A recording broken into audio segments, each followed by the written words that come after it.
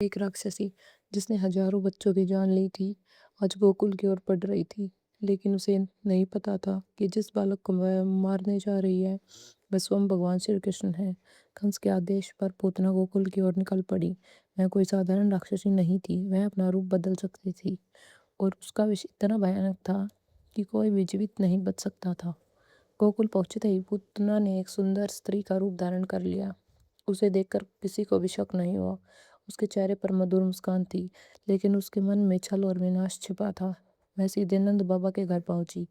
उस समय माता यशोदा और रोहिणी किसी काम में व्यस्त थी। पूतना ने मौका देखा और धीरे धीरे नन्ही कृष्ण के पास पहुंच गई। नन्हे कृष्ण अपनी पालना में मुस्कुरा रहे थे। पूतना ने उन्हें गोद में उठा लिया।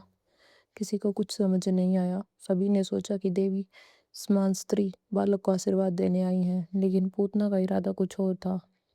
उसने अपने स्तनों पर भयंकर विष लगाया हुआ था। वह चाहती थी कि कृष्ण उस विष को पीकर मर जाए।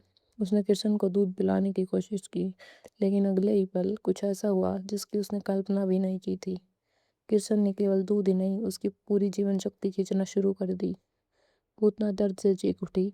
उसकी आंखें भय से फैल गई। वह कृष्णा को अपनी गोद में छुड़ाने की कोशिश करने लगी, लेकिन अब बहुत देर हो चुकी थी। अचानक उसका सुंदर रूप समाप्त होने लगा। उसका असली राक्षसी रूप प्रकट हो गया। विशाल शरीर, भयानक चेहरा और डरावनी गर्जना से पूरा गोकुल कांप उठा। कुछ ही क्षणों में पूतना धरती पर गिर पड़ी। उसका अंत हो चुका था और नन्ही कृष्ण उसके ऊपर बैठे मुस्कुरा रहे थे। गोकुल के लोग यह देखकर आश्चर्यचकित रह गए। उन्हें समझ नहीं आ रहा था कि एक छोटा सा बालक इतनी भयानक राक्षसी का अंत कैसे कर सकता है। माता यशोदा दौड़कर आई और कृष्ण को सीने से लगा लिया, लेकिन किसी को नहीं पता था कि यह बालक कोई साधारण बालक नहीं था। वह स्वयं भगवान विष्णु के अवतार थे, जो पृथ्वी से अधर्म अंत करने आए थे। पूतना का अंत हो गया, लेकिन कंस हार मानने वाला नहीं था।